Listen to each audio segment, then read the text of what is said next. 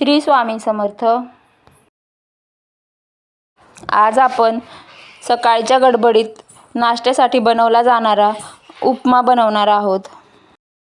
उपमा बनवण्यासाठी सगळ्यात आधी आपल्याला गॅसवरती एक कढई ठेवून कढई गरम करून घ्यायची आहे. कढई गरम झाली की त्यामध्ये आपल्याला रवा टाकून रवा भाजून घ्यायचा आहे. रवा आपल्याला बारीक गॅसवरतीच भाजून घ्यायचा आहे.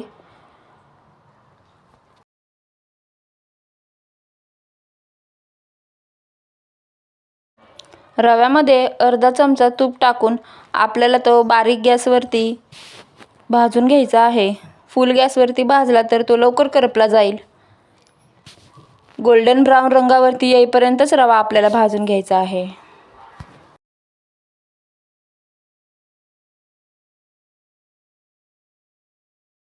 रवा आपल्याला सतत हलवत राहायचा आहे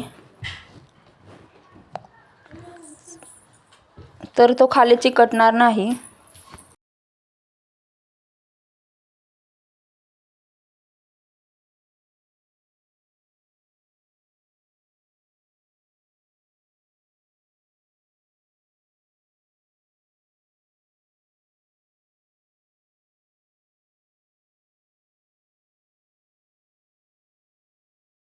आता आपला रवा गोल्डन ब्राऊन रंगावरती आलेला आहे, भाजून झालेला आहे. तर तो आपण एका प्लेटमध्ये काढून घेऊ आणि त्याच कढईमध्ये आपण थोडं तेल टाकून घेऊ.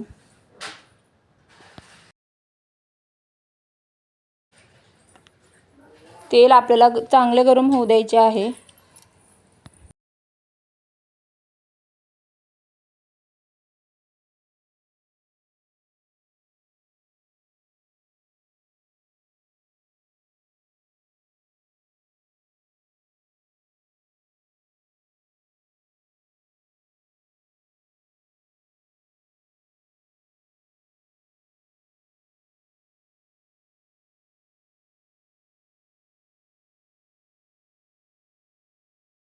तेल गरम झाले की त्या तेलामध्ये आपल्याला मोहरी टाकून घ्यायची आहे. मोहरी छान तडतडू द्यायची. मोहरी फुटली गेली पाहिजे. तेल गरम नसेल तर मोहरी तडतडणार नाही, फुटणार नाही. ती दाताखाली तशीच कच्ची येईल. मोहरी तडतडल्यानंतर आपण तेलामध्ये जिरे टाकून घेऊ. जिरेसुद्धा छान तडतडू देऊ आणि त्यानंतर यामध्ये मी उडीद डाळ टाकून घेतलेली आहे. अर्धा चमचा उडीद डाळ मी इथे घेतलेली आहे. उडीद डाळ नको असेल तर तुम्ही फोडणीमध्ये हरभऱ्याची डाळसुद्धा घालू शकता.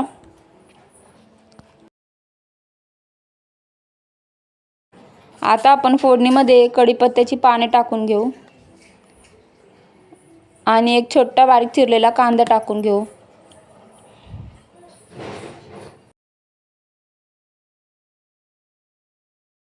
कांदा आपल्याला परतून घ्यायचा आहे गुलाबी रंगावरती येईपर्यंत.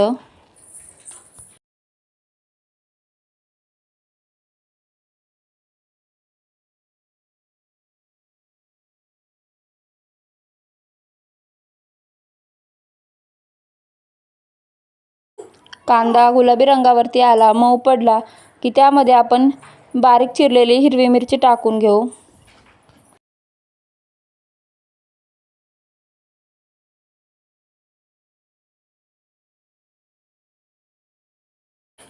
हिरवी मिरची परतून झाली की त्यामध्ये आपण अर्धा चमचा मीठ टाकून घेऊ. तुम्हाला हवे असल्यास तुम्ही यामध्ये हळदसुद्धा टाकू शकता. जर सकाळी नाश्त्याला काय बनवायचं सुचत नसेल तर असा साध्या सोप्या पद्धतीचा आणि पटकन होणारा उपमा आपण बनवू शकतो. उपमा बनवताना कांदा चांगला परतून घ्यायचा, नाहीतर त्याच्या कच्च्यापणाचा वास उपम्याला लागतो व तो खायला बरोबर लागत नाही.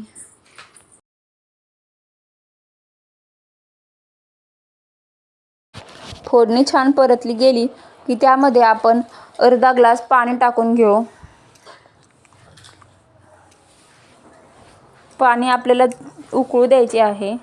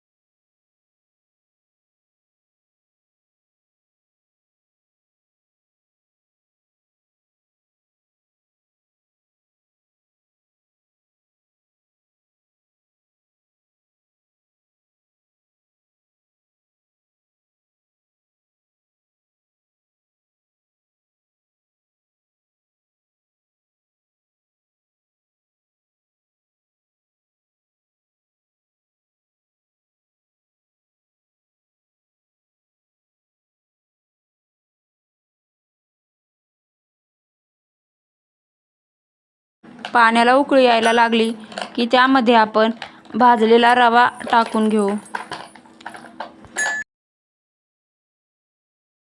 उपीट घट्ट होईपर्यंत आपल्याला सतत हलवत राहायचं आहे.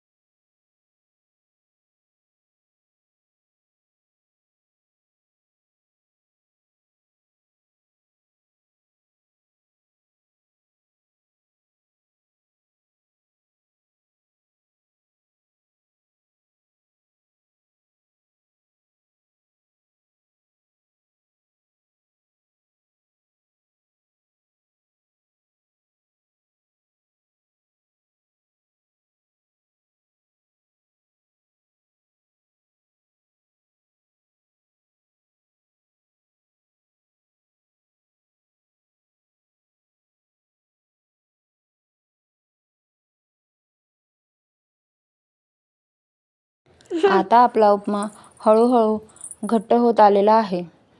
तर त्यावरती आपण सगळ्यात शेवटी बारीक चिरलेली कोथिंबीर टाकू आणि उपमा पुन्हा एकदा मिक्स करून घेऊ.